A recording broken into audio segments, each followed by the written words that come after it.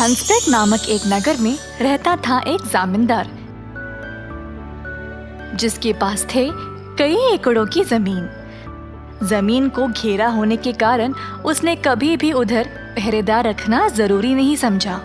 बस एक माली को रखा जमीन का ख्याल रखने के लिए।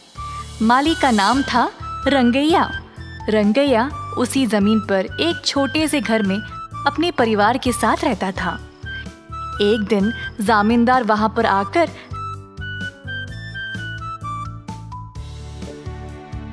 रंगैया से पूछने लगा कि काम कैसे चल रहा था। हम इस जमीन पर एक बड़ा सा बंगला बनाने वाले हैं। तुम्हें नजर रखना पड़ेगा कि सारा काम ठीक से चल रहा है कि या नहीं। सच में सर जी, ठीक है।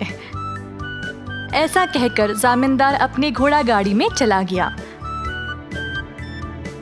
रंगैया तुरंत घर गया अपनी पत्नी को ये खबर देने के लिए। इतने सालों से आपने जमींदार जी के लिए कितना काम किया है, पर उन्होंने आपको कभी बदले में कुछ भी पैसे नहीं दिए हैं। पत्नी की बात सुनकर रंगैया सोच में पड़ गया। हम जो भी कर रहे हैं दिल से कर रहे हैं, तो चिंता मत करो, सही समय पर हमें सब कुछ मिल जाएगा। कई दिन बीत गए और बंगला का कंस्ट्रक्शन शुरू हो गया। कारीगरों ने काम जल्दी जल्दी किया और कुछ ही समय में बंगला तैयार होने को आ रहा था। इसी दौरान एक रात 3 चोर दीवार कूदकर इस जमीन पर आ गए पैसों की बोरियां लिए। वहां पर उन्होंने रंगैया को देखा। चोरी छुपे तीनों उस बंगले के अंदर घुस गए जिस पर काम चल रहा था। हे, हम इतने भारी बोरियां इतनी दूर तक कैसे ले जाएंगे? क्यों ना हम यहीं कहीं इन पैसों को गाड़ दे और कोई निशानी रख दे। हाँ, ये ठीक रहेगा और किसी को शक भी नहीं होगा कि इधर हमने पैसे छुपाए हैं। पर हम यहाँ कहाँ गाड़ेंगे? जब ये मकान पूरा हो जाएगा तो सब कुछ बदलेगा ना, फिर हम शायद पैसों को वापस ढूंढ नहीं पाएंगे। फिर हम बंगले के ठीक बाहर गड्ढा खोदकर उसमें पैसे छुपा देंगे और उसी स्थान पर एक छोटा सा पेड़ लगा देंगे। हाँ, तो फिर हम पैसे लेने वापस कब आएंगे?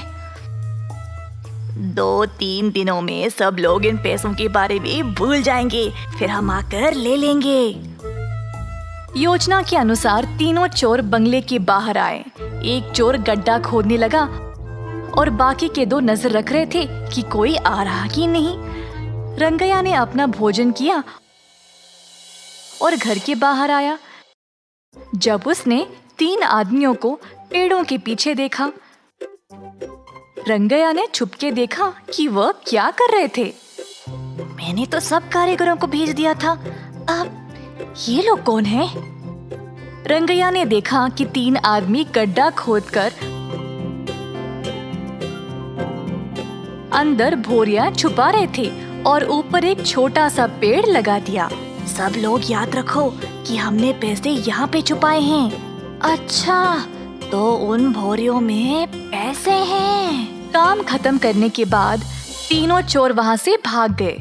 तुरंत रंगैया गया और वापस उस जमीन को खोदकर पैसों की बोरियों को बाहर निकाला।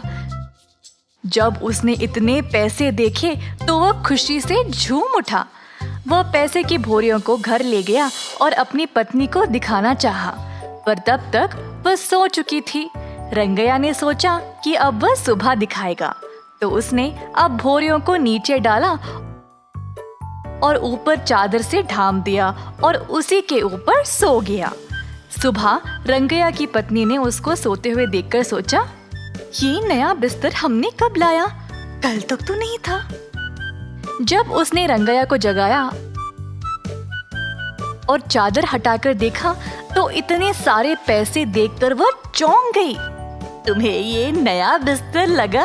अरे नहीं, ये तो पैसों के बोरियां हैं। पर आपको रातों रात इतने सारे पैसे कहाँ से मिले? रंगैया ने रात की सारी घटना सुनाई। तुम्हें बहुत चिंता थी ना पैसों का। अब जितना भी पैसा हमको चाहिए हमारे सामने ही है, ले लो।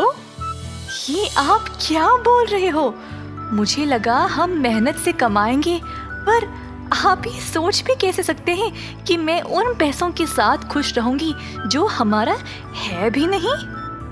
रंगैया को भी लगा कि उसकी पत्नी ठीक बोल रही थी, तो रंगैया ने तुरंत पैसे लिए और एक अनाथालय में दान कर दिया, कपड़े, खाने पीने का सामान और पुस्तकों के रूप में। कुछ दिन बाद चोर उस जमीन पर वापस आए कारीगरों के रूप में। उन्होंने वो पेड़ देखा जिसके नीचे उन्होंने पैसे छुपाए थे। तुरंत एक चोर जमीन खोदने लगा, पर उसी समय बाकी के दो ने देखा कि उस जगह पर वैसे ही कई और पेड़ भी थे। अब चोर परेशान हो गए क्योंकि उन्हें समझ नहीं आया कि वह कौन से पेड़ को उखाड़े। बिना कुछ कर पाए तीनों निराश होकर चले गए। इसी दौरान रंगैया ने अपनी पत्नी को बोला कि उसने सब कुछ दान कर दिया। अगर चोरों को अपना पैसा नहीं मिलेगा तो हम फंस तो नहीं जाएंगे। इस जमीन पर हमारे अलावा और कोई नहीं रहता है, तो इंजाम हम पे ही आएगा ना पैसे चुराने का। हम किसी मुसीबत में फंस तो नहीं जाएंगे। हम पर इल्जाम लगाने के लिए उनके पास कोई कारण नहीं होगा। मैंने वही पेड़ जैसा और कई पेड़ उस जगह लगा दिए। अब इसकी वजह से चोरों को पता ही नहीं चलेगा कि पैसे उन्होंने कौन से वाले पेड़ के नीचे छुपाया था। अब हर एक पेड़ तो उखाड़ते नहीं फिरेंगे ना वो चोर। इस कहानी में हम ये देखते हैं कि चोरी के पैसे खुद के पास रखने से बेहतर है कि हम उसको दान कर दें। यही एक अच्छी सोच होगी।